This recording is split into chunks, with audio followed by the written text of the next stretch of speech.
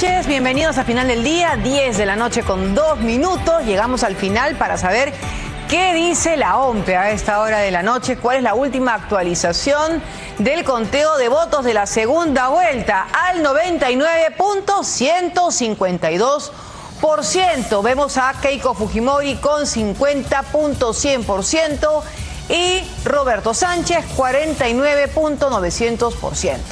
Vamos al detalle, lo principal.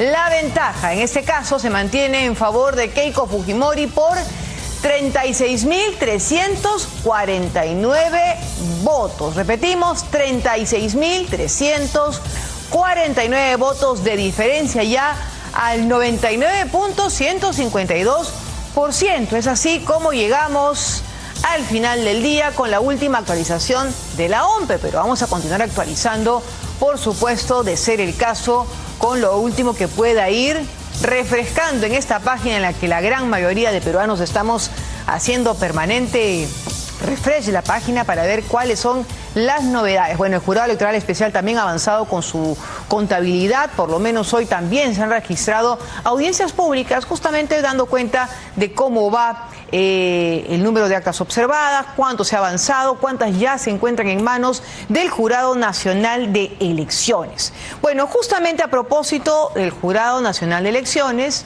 hoy se ha conocido que respecto a la apelación que presentó Juntos por el Perú, ha encontrado eco, luz verde, vamos a decirlo así. Ahí tenemos el documento en el cual se le concede la apelación a Juntos por el Perú.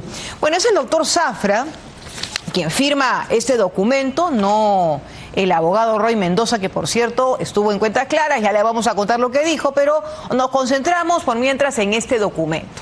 Se le concede el recurso de apelación que interpuso el abogado Carlos Adeval Zafra Flores. Por cierto, intentamos conversar con él, pero aparentemente no da entrevistas.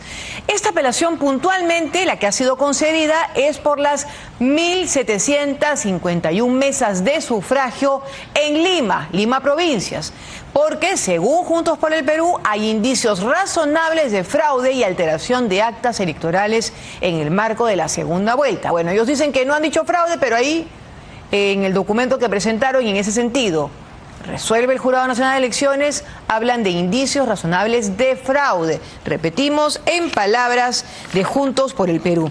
Hay algunos detalles en los cuales queremos detenernos en torno a este documento para poder compartirlos con ustedes en los puntos o fundamentos justamente que sostiene el doctor Zafra para el agravio, para imponer este agravio y esta apelación que ha sido resuelta. Estamos intentando descifrarlo porque evidentemente son varios los documentos y temas que realmente no son a veces comprensibles para la gran mayoría de peruanos, pero estamos en este esfuerzo aquí con la producción, intentando despejar estas dudas, aunque evidentemente no somos los especialistas, pero lo que dice la defensa de Juntos por el Perú es que no se ha hecho una correcta ponderación de los derechos. Ahí estamos en el punto 3, habla de correcta ponderación de derechos, tanto al referido al de la participación política como al de tutela procesal efectiva. Y en resumen, o en cristiano, decidió restrictivamente declarar la improcedencia de nuestro pedido, sobreponiendo una norma de rango infralegal es el término que sustenta el agravio, frente a dos derechos constitucionales que están protegidos. Bueno, es parte de lo que expresa en este fundamento Juntos por el Perú. Vamos a pasar más adelante, ahí tenemos el punto 12, porque ahí dicen, solicita que el Pleno analice el fondo de la controversia. Eso es un tema también en el cual debemos detenernos porque puede ser que el jurado no se pronuncie por el fondo, sino por la forma. La forma es que ellos no acreditaron o adjuntaron el pago, la tasa de 1.751 soles para presentar esta observación, vamos a llamarlo así, que presentaron en estos pedidos de nulidad. Solicitamos, dice el Pleno Jurado Nacional de Elecciones, analice el fondo de la controversia y emita un pronunciamiento correspondiente en tanto que nos encontramos a derecho, existiendo claros indicios de irregularidades. Punto 13, por favor, porque esta parte es muy relevante. Aquí lo que están pidiendo es que se les dé un día, un plazo único y excepcional, ahí lo tienen subrayado, para poder, dicen ellos, cumplir con el pago de la tasa correspondiente, las tasas correspondientes a las solicitudes de nulidad. Saquen sus cuentas, de 1.751 mesas, el pago es de 1.535, más o menos en soles es lo que viene a ser, para que puedan revisar este caso. Dice, toda vez que nos encontramos ante patrones sistémicos que menoscaban la transparencia y confianza en el proceso electoral. Esto según, repito, Juntos por el Perú. Bueno, están pidiendo claramente ahí una distinción o algo que podrían solicitar claramente otros partidos para que se les dé un día. Esto, para algunos especialistas con los que hemos podido conversar por interno, señalan que esto estaría rompiendo la neutralidad por parte del Jurado Nacional de Elecciones, que finalmente pondrá sobre la mesa todos estos elementos, todas las quejas que ha interpuesto Juntos por el Perú, que no han sido pocas en las últimas semanas. Justamente queríamos sobre documentos presentarles y contarles efectivamente de qué se trataba para poderlo entender al detalle. En este contexto se le ha concedido la apelación. Está pidiendo, como han visto, un plazo único, un día, un día, para que puedan subsanar y pueda continuar el trámite. Y en ese contexto, en ese sentido, se ha acogido la apelación, que es parte del trámite también, hay que decirlo. El jurado ha continuado justamente con lo que establece la ley, y hemos escuchado aquí también al abogado hace algunos instantes con nuestro compañero Omar Mariluz, el abogado Roy Mendoza, dar varios argumentos y posición, que también es válida, por cierto, hay que decirlo, de lo que ellos quieren que se sustenta. Pero hay un pequeño gran problema, es que a pesar de lo que ellos quieran, hay una ley, y la ley establece plazos específicos y detalles exactos, y no se puede hacer una distinción frente a otros partidos que podrían haber estado en la primera vuelta en igualdad de condiciones y también solicitaron recursos de nulidad, impugnaciones, en este caso por actas que efectivamente han sido observadas por consideraciones que ellos han planteado, porque sostienen hay irregularidades y quieren tener el detalle. Esto a pesar que las actas han estado al acceso de los personeros de Juntos por el Perú, pero ellos quieren explicaciones, quieren que se subsanen, que se agoten absolutamente todas las instancias para, en ese contexto, dicen ellos, reconocer los resultados oficiales de la OMP. En eso se han mantenido, aunque su comunicado también, haciendo este llamado a marchas, a nuevas movilizaciones esta semana, entre jueves y viernes, sostienen también, o por lo menos lo que uno podría interpretar como que no van a reconocer los resultados a pesar que habían dicho lo contrario. Bueno, esto justamente lo queremos revisar en este comunicado de Juntos por el Perú, pero antes, para los que no vieron cuentas claras o quieren recordar lo que dijo el abogado aquí en los estudios respecto a esos llamados, a esas tasas que estuvieron pidiendo no solamente el señor candidato Roberto Sánchez, sino también otros miembros de Juntos por el Perú, para que sus seguidores los apoyen, yapeen, les den ese soporte económico que ellos necesitaban justamente para subsanar estas tasas. Bueno, estas son parte de las explicaciones, por así decirlo, porque no hay explicaciones, no sabemos cuánto es lo que han recaudado. Escuchemos. Los ciudadanos han entendido muy bien una cruzada solidaria para apoyar al pago de las tasas, pero como verás estamos pidiendo 647 mesas en Estados Unidos, 1.751 en Lima. Son casi 3 millones de soles. 3 millones y medio. Ya, ¿cuánta plata ha entrado? No tengo la información precisa de cuánto ha ingresado, eso lo va a realizar la tesorera del partido. Ya, pero lo van a reportar, por supuesto, porque entiendo que se tiene que reportar a la son OMPE, aportes, ¿no?, al partido. Es una cuenta, tengo yo entendido, autorizada por OMPE, se va a rendir cuentas a OMPE, se va a tener que sacar toda la información de aquellos que han depositado. ¿Qué va a pasar con ese dinero? Se ha distribuido, se están ingresando los vouchers al Jurado Nacional de Elecciones en su integridad. ¿No? Acá no hay nada subrepticio, no hay engaños, no hay ardí, como han querido decir otros. ¿Qué va a pasar con esa plata? Se va a rendir ante OMPE, se tiene que rendir ante OMPE. ¿Quién se va a quedar con la plata? ¿Cómo quién se va a quedar con la plata? ¿O queda para el partido? No, si ha ingresado al Jurado Nacional de Elecciones, el Jurado Nacional de Elecciones tiene que administrar. Ahora, ¿por qué eso digo? Porque, a ver... Claro, no es que alguien en particular ponga en tela de juicio el manejo de este dinero, pero estamos hablando de casi 3 millones de soles. Entonces, no sabemos hasta la fecha cuánto es lo que han logrado recaudar. Ojalá que haya sido un monto similar, porque también llama la atención que se pida un día más, un plazo adicional para poder subsanar este pago cuando no saben o no dicen, por lo menos públicamente, cuánto es lo que tienen. Cuentan con el dinero suficiente para solicitar o hacer el pago de estas 1.751 mesas en Lima. Y ojo que también está en trámite una apelación en el caso, me parece que ya hay una resolución también al respecto sobre la apelación que presentaron en las poco más de 600 mesas en Estados Unidos. Entonces, en ese contexto, Juntos por el Perú, está muy bien lo que dice el abogado, que van a rendir, porque es lo que toca, es lo que establece la ley. Tienen que hacer esta rendición ante la OMPE, y entiendo que esto tiene un plazo de 10 días después que se proclame al ganador para que cumplan con, declarar y transparentar todo lo que recibieron en la cuenta, a través del YAPE, porque hay un número que se dio en su momento y también un número de cuenta corriente, porque es lo que toca a todos los partidos políticos que están inmersos en esta segunda vuelta y que han realizado apelaciones. Por cierto, han sido rechazadas también algunas de esas observaciones que había presentado también en Puno Fuerza Popular. También el jurado electoral especial se ha pronunciado en torno a este pedido. Bueno, entonces en ese sentido la cancha está pareja, aunque la diferencia es sustancial, ¿no? Radicalmente sustancial entre lo que pidió Fuerza Popular y lo que pide ahora Juntos por el Perú.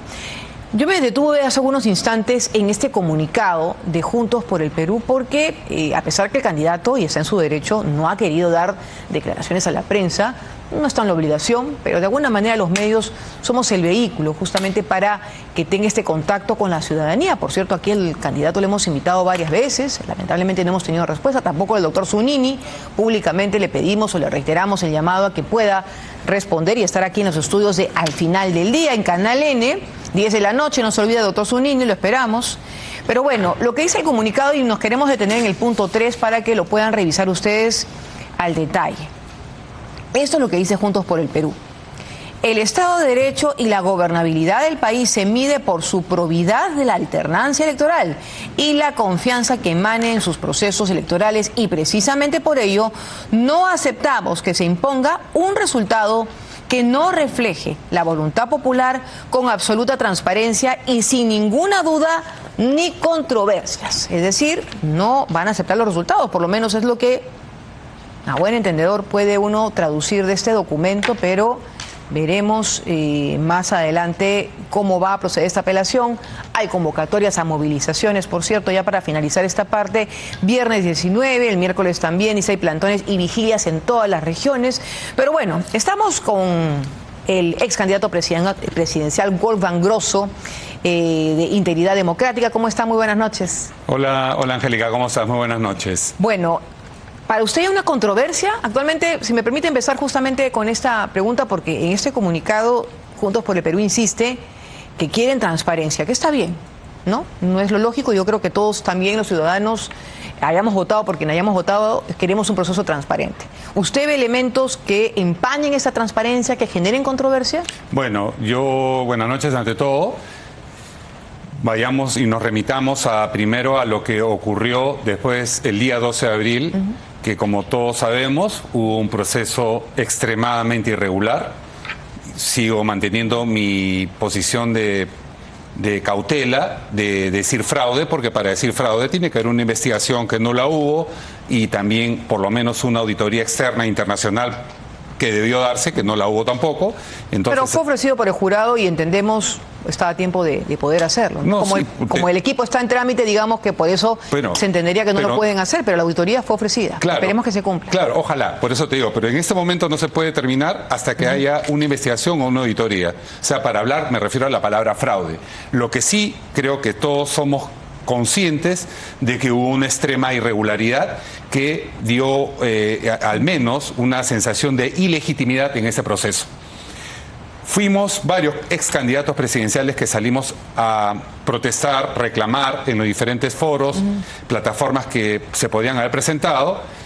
De hecho, yo te quiero recordar, Angélica, que fui el primer candidato que estuvo al frente, parado, el día 12 de abril a las 7 de la noche frente a la OMPE. Correcto, ya. Y dije en ese momento que todos los candidatos deberíamos estar ahí para poder reclamar y protestar por lo que había sido un proceso más allá de extraño y irregular. Empezando por la candidata Fujimori y también el candidato Sánchez, que ahora cuando ya las cosas se han invertido y se han puesto en contra de él me refiero porque él ha perdido, y quiero hacer un paréntesis. No ha perdido todavía. Bueno, bueno, está en ese, digo, hasta este momento lo que indican los números es eso, ¿no? Hasta este momento. Pero hay que saber perder, hay que ser caballero.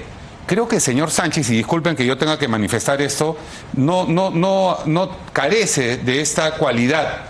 Porque, bueno, primero insultó a una dama y más allá en el debate, y por si acaso no soy quequista, no soy fujimorista, por si acaso, soy un hombre de honor nada más, y que se metió con la familia, lo cual me pareció una bajeza, pero ahora demuestra, ha salido a relucir toda su condición de extremista, de violentista, llamando a una manifestación que a todas luces no es pacífica. Él lo pone en el documento, pero la forma de él expresarse, la forma de convocarla, no es la más adecuada, y lo único que va a generar es más confrontación y sobre todo el riesgo de que peruanos en este sentir puedan hasta perder la vida, que se repita hechos nefastos en la historia de nuestro país. Y lo que menos quiere el Perú es confrontación, caos, ni mucho menos muertes. General, pero si me permite volver a la pregunta que le planteé. Para usted, en ese momento, dejemos de lado el 12 de abril, en esa segunda vuelta, para usted, ¿hay elementos que hablen de poca transparencia? ¿Hay una controversia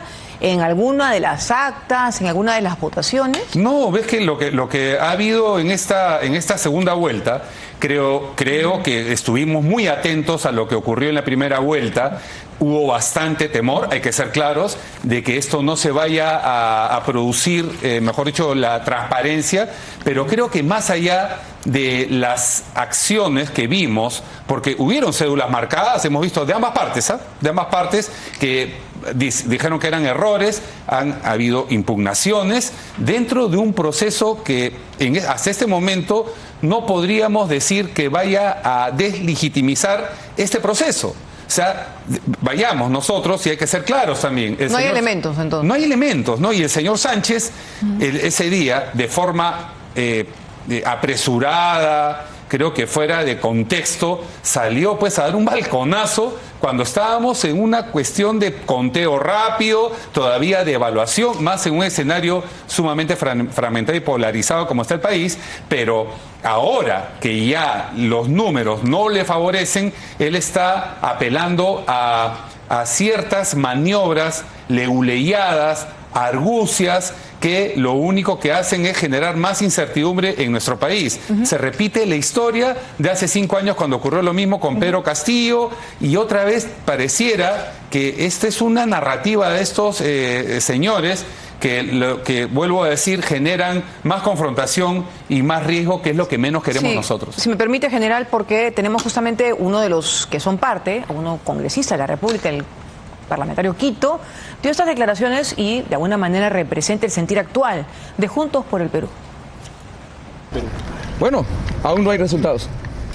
Pero ya hay una tendencia, digamos. Bueno, eso son ya especulaciones que pueden hacer, pero todavía no hay resultados.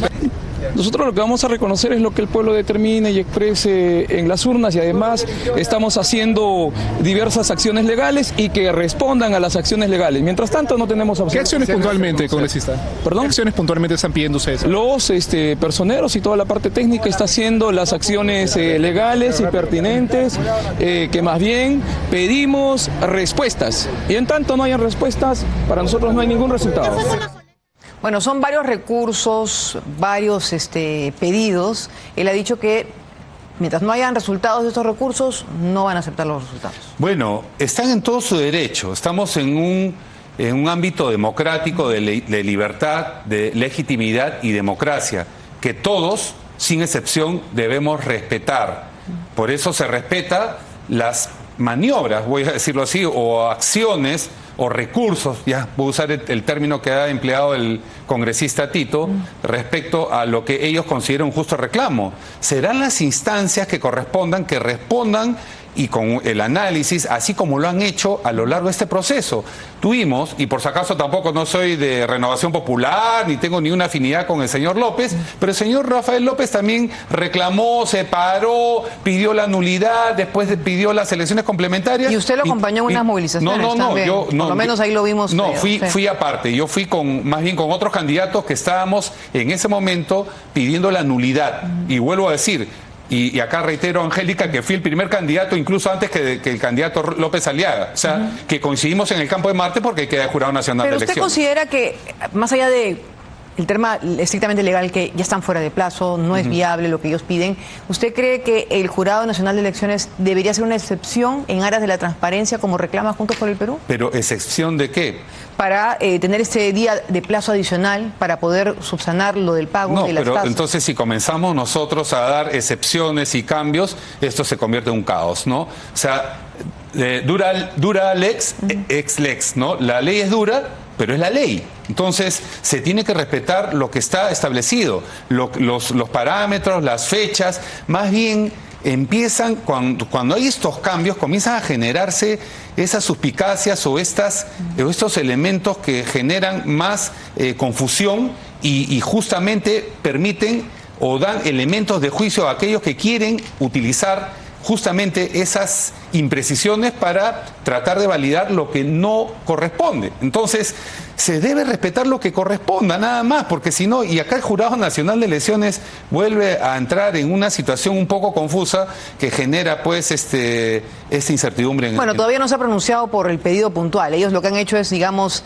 responder a la apelación, le han dado, digamos, dentro del plazo, han concedido la apelación y será finalmente el jurado quien establezca si le dan o no este día de plazo que va a la instancia superior. ¿No? Claro, ya está. Ahora ya pasa a la instancia superior, ya es la última, ¿no? También, ¿no? Pero están pidiendo también, si no me equivoco, aunque no lo han sustentado o fundamentado, digamos, formalmente, es la nulidad de todos los votos del extranjero. Eso ha sido lo último que ha dicho por lo menos el congresista Quito y una barbaridad. Y el vocero, el abogado que sube. Claro, pero es una barbaridad eso, ¿no? Porque tú no le puedes quitar el derecho a votar ¿a qué? A los peruanos, porque alegan que hubo un cambio en la norma. O sea, por favor, estamos hablando del derecho de todos y cada uno a elegir a quienes van a regir o van a asumir el gobierno del país, ¿no? Claro. Entonces, lo que corresponde en este momento, y están dentro de su derecho a reclamar, están dentro de su derecho a apelar, presentar recursos, lo que sea.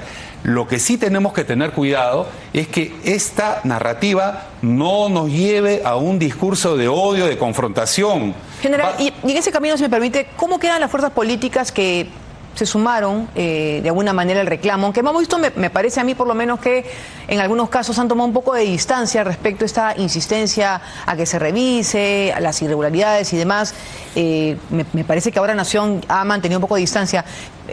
Incluso José Domingo Pérez también, que se subió, no representaba a nadie, y ahora me ha dejado entrever en esta entrevista hoy temprano en Exitosa que como que todo tiene su ciclo y da a entender que se va. No sé si usted, por ejemplo, fue convocado por Roberto Sánchez. Yo no fui convocado por Roberto Sánchez. Lo que sí te puedo decir que triste y lamentable es cuando vemos a oportunistas que se suben al coche y después se bajan sin ningún tipo de contemplación y por lo menos honor y dignidad, ¿no?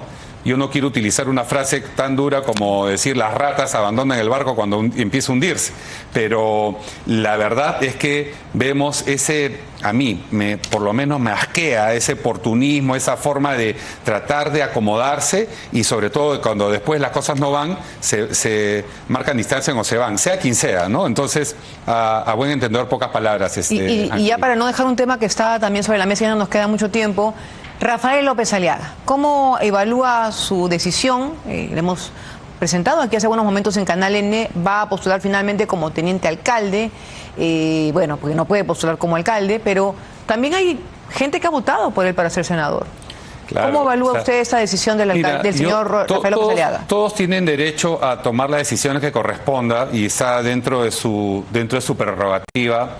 Particularmente creo, yo no lo haría, siempre trato de marcar una posición, yo no haría eso, ¿no? De si es que confiaron en mí y votaron por mí primero, bueno, y hablando del candidato López Aliaga, tendría que asumir el cargo para el cual fue elegido y tuvo la confianza de miles de peruanos. Entonces, el hecho de que se presente como teniente alcalde me parece más una maniobra también que no es muy clara. Y bueno, por último es la decisión de él y por último es la decisión de los peruanos que tendrán que votar por lo que consideren la mejor opción para el Perú. ¿Wolfgang Grosso va a postular a una alcaldía? Estamos evaluando eso. Yo había marcado y había indicado que no iba a postular. Estamos en la elección de un candidato que está a la altura de Integridad Democrática. Mantengo mi posición hasta este momento. Estamos en estos días cruciales, no dejamos de trabajar en el partido. Si es que no hay un candidato que corresponda, estamos evaluándolo eso. No quisiera... ¿Usted lo está evaluando también? Claro. Porque también pasa por una decisión personal. Sí, y una decisión personal y partidaria, pero lo que tiene que prevalecer en este caso es la organización política y la propuesta, ¿no? Entonces, ahí estamos nosotros en esta... Creo que el plazo vence... El día viernes. ¿Va a postular o está evaluando la municipalidad o regional? A la alcaldía de Lima, pero eso hasta este momento mi posición es no. O sea, en la espera de la respuesta de 3 opciones que estamos evaluando. Bueno, ya nos estará aquí invitando próximamente a que nos anuncie eso, porque prácticamente nos está diciendo que como no hay candidato, podría ser usted. Bueno, en eso estamos y no quiero adelantar alguna decisión que después vaya a dejar con los crespos hechos de repente a la militancia, que es la militancia la que está exigiendo. ¿Cuándo me dijo usted que iba a decir? Esto va a ser hasta el día, bueno, el plazo último es el día viernes, de hecho en ese momento... viernes? Ese viernes, pero de hecho en ese momento, siendo casi las 10 de la noche, estamos en un plenario... A 10:28. En un plenario del partido, yo de ahí... me he venido y seguimos evaluando las diferentes opciones que tenemos para las candidaturas a nivel nacional. Bueno, ya le quedan pocos días y horas, en realidad, ya para tomar una decisión. Gracias general Wolfgang Grosso, ex candidato presidencial de Integridad Democrática. Hacemos una breve pausa y vamos a regresar con parte de las graves acusaciones que se vienen haciendo entre el Ministerio de Educación y la Superintendencia Nacional de Educación Superior, la Educación Universitaria, la SUNEDU. Con eso volvemos.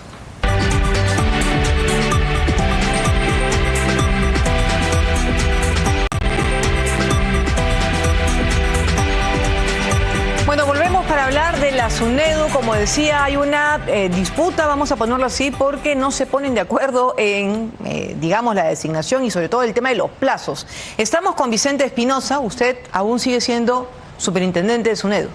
Sí, seguimos en la función. Esto a pesar que el Ministerio de Educación ya nombró a otra persona. Estamos defendiendo la institucionalidad y la autonomía de SUNEDU. Autonomía que está prevista en la ley universitaria, claro, en el artículo 12. ¿Tampoco se puede atrincherar en el cargo si el Ministerio de Educación no nos estamos atrincherando en el cargo. Lo que estamos haciendo es defender la institucionalidad. Ello quiere decir que es el Consejo Directivo de SUNEDU quien declara la vacancia de alguno de sus representantes. Esto lo establece el artículo 18 de la ley universitaria. Si me permite, señor Espinosa, para explicarle a la ciudadanía, a quienes nos ven esta noche en Al Final del Día por Canal N, exactamente cómo se da esta controversia, porque estamos en una controversia más allá de si es técnica o no la decisión del Ministerio de Educación o si es o está violando la autonomía, como dice usted, de la SUNEDU. Puntualmente, ¿usted cómo llega a SUNEDU y desde cuándo asumió la superintendencia? En diciembre del año pasado quedó vacante el cargo de representante del Ministerio de Educación ante el Consejo Directivo de SUNEDU. ¿Por qué quedó vacante? A mí me designan, por renuncia del representante anterior, a mí me designan en diciembre y efectivamente la resolución señala el periodo de 3 años, que es un periodo que está previsto en la ley universitaria, en el artículo 17. Claro. La ley universitaria no establece periodos fraccionados, complementarios, para los miembros del Consejo Directivo. Claro, es ahí la controversia, para explicarle por favor a los televidentes, porque usted señala que tiene 3 años. Usted entró en diciembre, si me permite para concluir, tenemos la resolución, usted ingresó en diciembre y según su punto de vista y según quienes los acompañan en la superintendencia, ahí está el nombramiento, para hacer un paréntesis, del señor Policarpio Chauca Balqui, que lo ha nombrado la ministra de Educación, María Esther Cuadros Espinosa.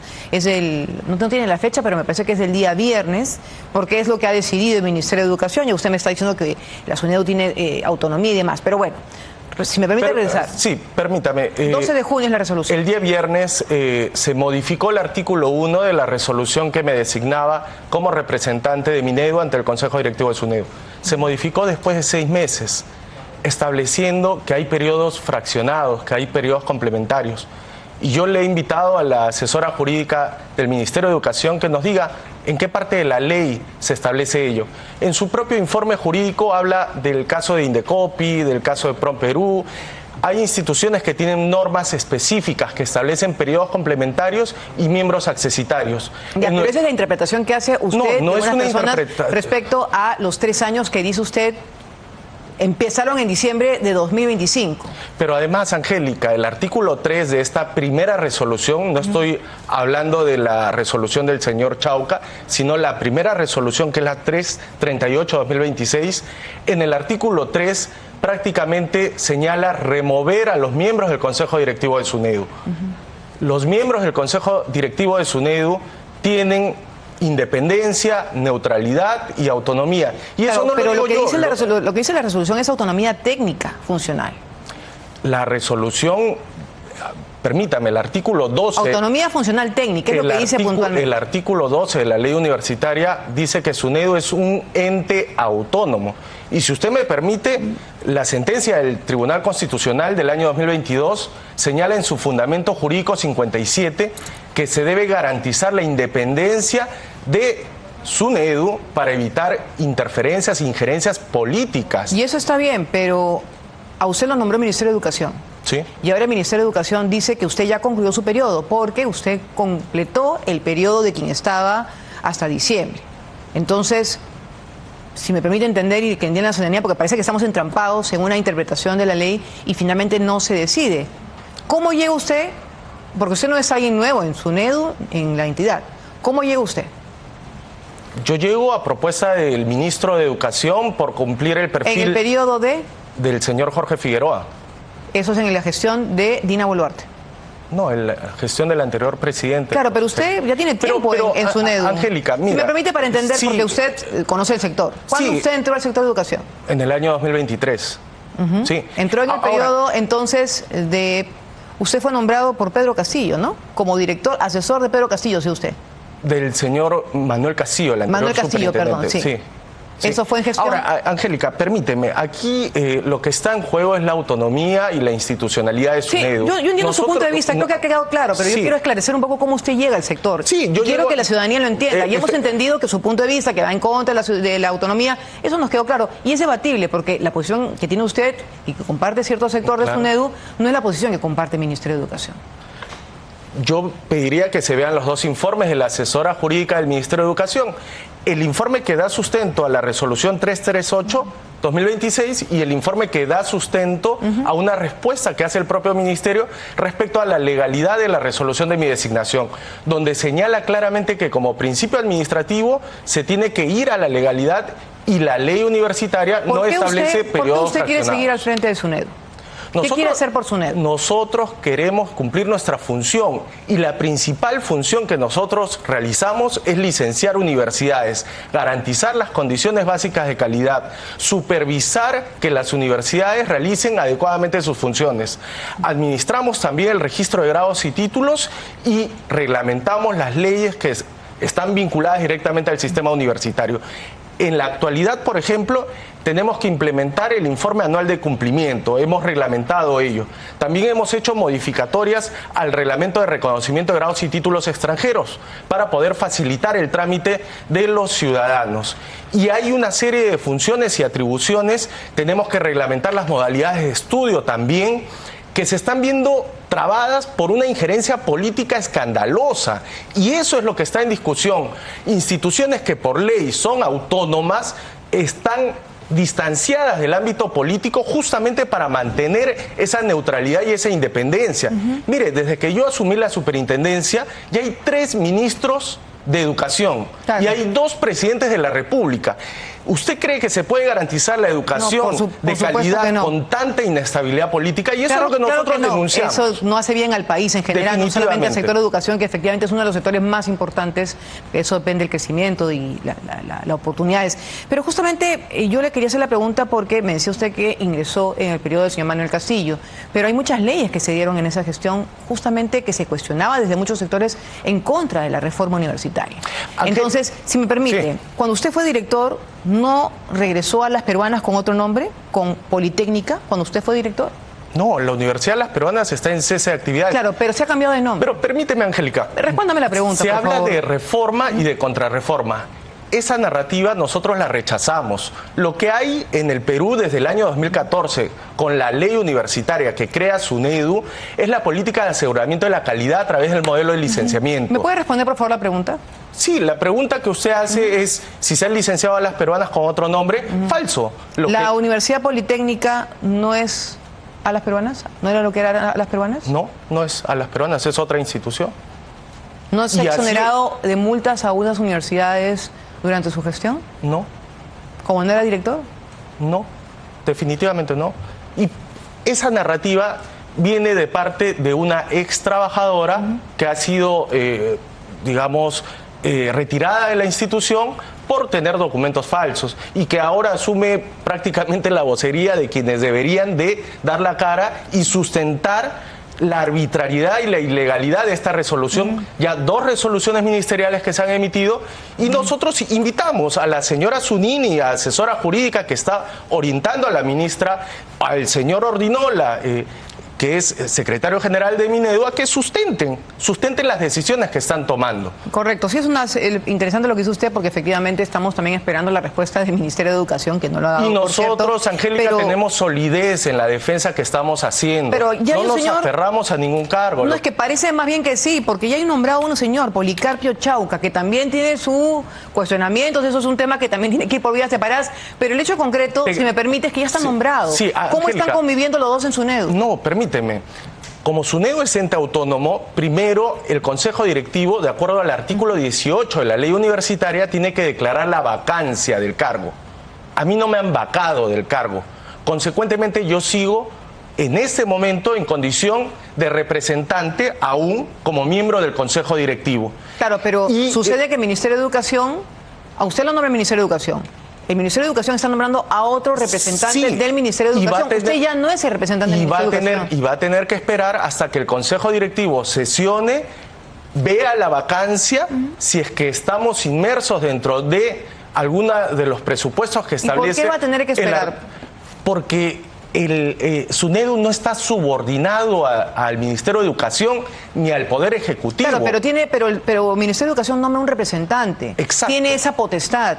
El Ministerio de Educación en su momento lo nombró usted. Sí. Ya ha dicho que usted no es su representante, que es el señor Policarpio Chauca, que repito, tiene también sus denuncias, cuestionamientos, creo que tiene algunas investigaciones delicadas que tiene que responder, y ese es otro tema, pero puntualmente hay una persona que ha sido nombrada en su reemplazo. Angélica, permíteme leer brevemente lo que señala la sentencia 397-2022 del Tribunal Constitucional. Los representantes del Consejo Directivo de la SUNEDU, una vez que asumen la función, que es mi caso, se constituyen como miembros independientes, neutrales, ellos con la finalidad de evitar interferencias políticas y el menoscabo de sus funciones. O sea, yo soy representante de Minedu, cuando ingreso al Consejo Directivo me desvinculo de Minedu. Eso lo señala el Tribunal Constitucional. Y quien tiene que declarar la vacancia en el cargo es el Consejo Directivo de SUNEDU. Claro, Y pero para que el Consejo Directivo... entiendo, porque según lo que he podido revisar es que no es que la autonomía es total, según la resolución del tribunal, es una autonomía técnica. Les leo la literalidad del artículo Técnica, 12 de la dice. ley universitaria. Ente autónomo, Angélica. Técnicamente. Ente autónomo. Ente autónomo. No es una Que diferencia de eso. Que no tiene subordinación respecto al Poder Ejecutivo. Y justamente ese abanico de protección es contra las injerencias políticas. Bueno, entonces Esas el señor Policarpio Chauca ya fue a SUNEDU. esas injerencias políticas que se tienen con total claridad cuando el máximo representante de la nación dice vamos por SUNEDU. Sí, quieren ir por Eso fue lo que dijo el SUNEDU, señor Balcázar. quieren ir por SUNEDU, nosotros decimos vamos por lo técnico, vamos por la calidad de la educación superior universitaria. Y eso es lo que nosotros venimos garantizando. Y por eso pretenden seguramente removernos del cargo, porque hay 60 universidades que se han creado y que definitivamente tienen que pasar el licenciamiento institucional. Mientras nosotros estemos en la función, vamos a garantizar que se cumplan las condiciones básicas de calidad. Claro, pero SUNEDU no es la que crea las universidades. No, SUNEDU no crea. Las Justamente, universidades para privadas se crean por precisarlo, ¿no? promotoras Pero y las eso, ese universidades trámite, públicas... digamos, para crear, para todo el trámite, pasa por el Ministerio de Educación. Angélica. Que es justamente el punto de controversia. Una universidad como ejemplo, la Universidad Ciro Alegría de Huamachuco, se creó en el 2011 con ley y recién licenció en el año 2023 porque cumplió las condiciones básicas de calidad. Correcto. Vamos a esperar a ver qué cosa tiene que decir también el Ministerio de Educación, que por cierto estamos interesados también en escuchar su punto de vista para entender este entrampamiento, que la verdad es que a la luz de lo que hemos conocido no se ve bien, pues, ¿no? Esta disputa, ¿no? Por decirlo, ha sido, digamos, delicada en Angélica, el término, no estamos haciendo nuestro trabajo de manera adecuada porque el superintendente, ¿no?, está saliendo a defender la institucionalidad, está saliendo a defender la autonomía de SUNEDU, y estamos dejando como consejo directivo de avanzar algunos temas prioritarios. O sea, discúlpeme, que solamente quiero resolver despejar esta duda. El señor Policarpio Chauca, que ya fue nombrado el viernes, no puede entrar a SUNEDU. Tiene que declararse la vacancia primero de quien ocupa esa representación, en este caso el suscrito.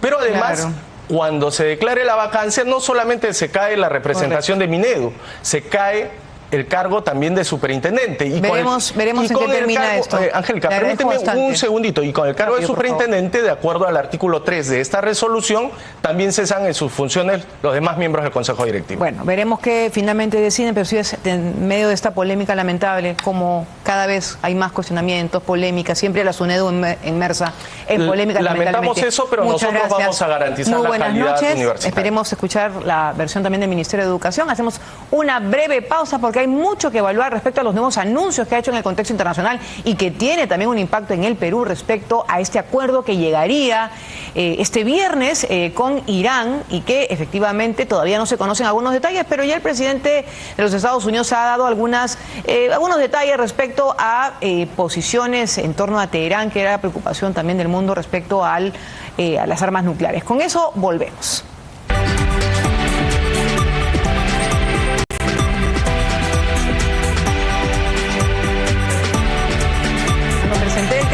Que íbamos a tener al final del día, pero ya está con nosotros Max Kessel, internacionalista. Muy buenas noches, gracias por estar esta noche con nosotros, porque hablábamos ayer con Berit Knudsen respecto a intentar entender lo que está sucediendo en Medio Oriente y lo que podría suceder este viernes, según lo que han anunciado en los Estados Unidos. Pero este acuerdo podría redefinir el equilibrio en Medio Oriente. Muy buenas noches nuevamente. Buenas noches. A ver, no es un acuerdo. Lo que van a firmar el viernes es lo que los abogados llaman un memorando de entendimiento. Memorando de entendimiento. Es un documento que firman, es un documento bien chiquito de 1,5 páginas, que firman donde ponen unos lineamientos muy vagos con respecto a lo que van a conversar en los próximos 60 días para dentro de 60 días recién, si es que se ponen de acuerdo, llegar a firmar un acuerdo de paz. Entonces, esto todavía es muy vago. Aparte, el texto no se ha publicado, no sabemos qué está ahí. Lo único que sabemos es en base a dichos, tweets, entrevistas de políticos de Estados Unidos y de Irán y de Israel, que están comentando lo que supuestamente está en ese texto, pero no sabemos qué está en el texto. No sabemos los detalles. Exactamente, no, pero más o menos sabemos qué hay.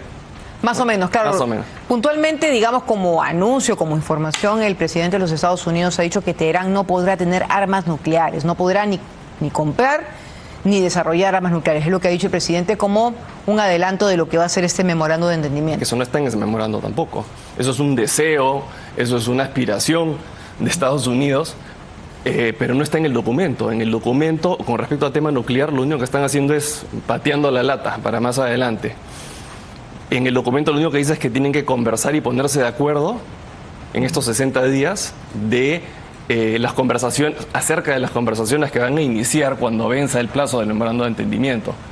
Irán sigue insistiendo que ellos no van a renunciar a su derecho, como si fuera un derecho humano, de enriquecer uranio. Han dicho que no van a entregar el uranio que tienen ya enriquecido en Irán. Entonces, ¿de qué estamos hablando? Ahorita no hay ningún compromiso de parte de Irán de moverse 1 centímetro con respecto a sus posiciones maximalistas que siempre han tenido en el tema nuclear. Y este acuerdo que van a firmar el viernes no resuelve el problema. Solamente lo patea para más adelante, para dentro de 60 días. Entonces, este memorándum, digamos, a la opinión pública, ¿qué es lo que intenta entrever o, digamos, dejar como elemento de tranquilidad? Por lo que nos está diciendo usted es que no hay nada de eso. Lo que Estados Unidos está tratando de hacer es tranquilizar a los mercados para que baje el precio del petróleo, y lo que Irán está tratando de hacer es dilatar hasta dentro de 60 días. Lo único que se va a lograr momentáneamente, en lo que dure este documento, que son los 60 días, es que se va a abrir el estrecho de Hormuz. Es decir, Irán va a dejar de hostigar a los barcos que van a pasar por ahí y no va a cobrar peaje. pero eso también vence en 60 días. O sea, en 60 días Irán podría decir, bueno, ahora voy a empezar a cobrar peaje. Bueno, ahora voy a cerrar otra vez el estrecho de Hormuz porque en estos 60 días que hemos estado hablando con Estados Unidos han dicho algo que no me gusta o no, simplemente no me da la gana de abrir el estrecho de Hormuz. Lo podrían hacer porque este documento no los compromete a nada, ni siquiera con respecto al estrecho de Hormuz, que estaba abierto antes de la guerra.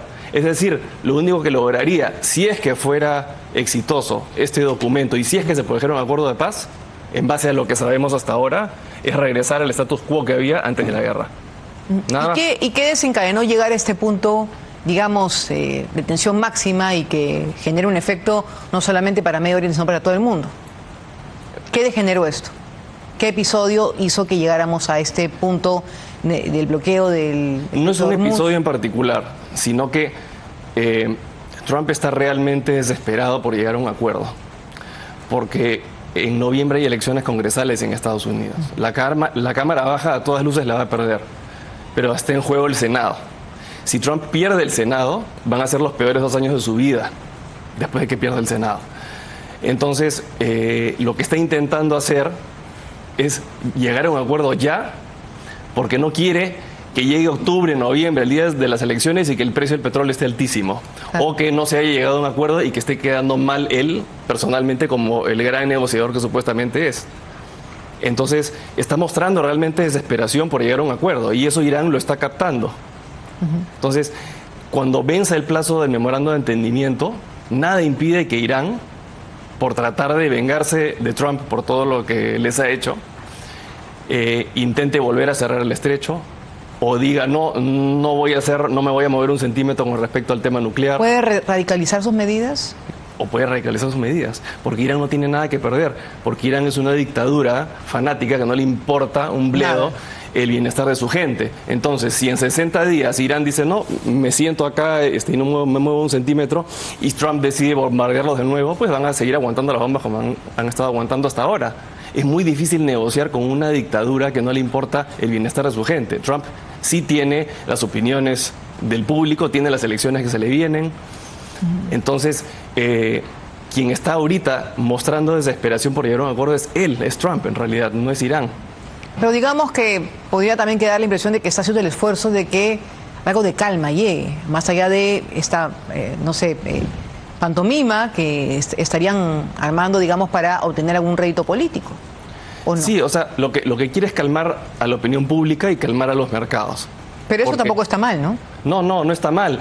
Pero es que podría ser cosa de estos 60 días nada más. No tengo cómo vaticinar qué es lo que va a pasar, pero lo que yo presumo es que la Guardia Revolucionaria en Irán, que es quien está a cargo del país en este momento, porque se ha convertido en una dictadura militar, Irán, va a quererse vengar contra Trump y hacerlo perder las elecciones y hacerlo perder el Senado. Yo creo que eso es lo que están intentando hacer. Entonces están ahorita jugando a hacer buena onda hasta que se vence el plazo y luego pues van a hacer algo para que el precio del petróleo se dispare, justo cuando empieza la campaña fuerte para las elecciones congresales de noviembre, que es a mediados de agosto. Interesante escuchar todo perfecto. Interesante escuchar todo este contexto, sobre todo que conoces obviamente el detalle de cómo funciona y también los entretelones, pero digamos que a la ciudadanía o a los peruanos lo que les podría interesar solamente es este efecto del petróleo, o es algo más que nos tenga que preocupar además del petróleo. No, es básicamente eso, pero estamos a la merced, diría yo, de la Guardia Revolucionaria de Irán. Ellos van a decidir si el petróleo sube o no. Ayer eché gasolina y nunca había pagado tanto en mi vida por llenar el tanque. No, yo creo que quizás baje un poco el precio, pero vuelve a subir. Ha bajado un poquito, ¿no? Ha bajado un poquito. Sí, pero yo creo que en octubre y en noviembre vamos a estar pagando los peores precios de gasolina que se ha pagado jamás. ¿Más que lo que hemos pagado estos últimos meses? Quizás. Sí, porque lo que quiere Irán es que haya una bomba inflacionaria en Estados Unidos y eso repercute en el resto del mundo para poder afectar a Trump. Pero eso sí, después que pasen las elecciones congresales, quien ya no va a tener ataduras es Trump, porque ya no tiene nada que perder, porque ya perdió o ya ganó, no sabemos qué va a pasar con el Senado. Y ahí sí agárrense, porque no sabemos cuál va a ser la reacción de Trump una vez que ya no le importe la opinión pública, que va a ser después de noviembre. Por eso creo que todo esto acá son maniobras dilatorias, tanto de Trump para calmar a todo el mundo como de Irán para ganar tiempo. Y realmente se va a ver qué va a pasar, para bien o para mal, después de las elecciones de noviembre en Estados Unidos. Creo que eso es lo que va a pasar. ¿Y cuáles crees que serían los pendientes o los temas que, digamos, sí generarían o provocarían un punto de inflexión, un punto de quiebre en esta situación tan dolorosa para todo el mundo? Bueno, hay varios temas pendientes que no se están tratando en este documento. Por ejemplo, Israel en este momento se encuentra en una guerra contra Hezbollah en territorio libanés. Entonces, el acuerdo no exige que Israel se retire del sur del Líbano, solamente los exhorta a que por favor se lleven un alto al fuego, pero tampoco se los exige. Después, el tema del financiamiento a los Houthis, a Hamas y a Hezbollah, que son las milicias asociadas a Irán en el Medio Oriente, tampoco lo dice o sea, tampoco exige nada en ese memorando. Este documento a Irán con respecto a ese tema. Claro, pero también es verdad que nos ha dicho que no conocemos el detalle del memorando. Quizás es posible que lo esté considerando o definitivamente no en este memorando. O sea, ni siquiera Estados Unidos ha dicho que eso se está considerando. Lo que han dicho es que hay como que vagas referencias a que Irán se compromete a la paz regional. Yo también puedo firmar un documento con una servilleta que diga que me comprometo a la paz regional. Entonces, hay una especie como que de falsa esperanza o falso optimismo por parte de Estados Unidos, o quizás es todo una pantomima, no lo sé, de que Irán va a ir cediendo y va a ir cambiando sus posiciones para poderse reintegrar a la economía mundial y poder acceder a los mercados occidentales. Yo realmente dudo que eso esté en la cabeza de la Guardia Revolucionaria en este momento. Bueno, creo que no les importa. Hay un tema pendiente también que es el acuerdo de paz con Ucrania, y según lo que se va a ver en la cumbre del G7 en Francia, hay un pedido puntual de Trump. ¿Cuánto se puede avanzar en esto, en este planteamiento que hace Rusia? Ahí no va a pasar absolutamente nada. Trump no va a hacer nada por mover la aguja. Todo va a seguir exactamente igual como está pasando ahora. Es decir, Europa va a seguir ayudando en lo que puede a Ucrania. Ucrania va a seguirse valiendo por sí misma para defenderse como mejor pueda. Le seguirán comprando lo que le puedan comprar a Estados Unidos, que dicho sea de paso tiene un arsenal que ha sido bastante, ¿cómo se dice? Ha sido bastante rebajado por consecuencia de la guerra de Irán. Entonces, y Rusia va a seguir intentando avanzar 2 kilómetros cada semana con miles de muertos al día hasta que en algún momento llegue un punto de inflexión en el que Rusia ya no aguante seguir desangrándose de esa manera. Puede haber algún golpe de Estado en Rusia, podrían, no sé,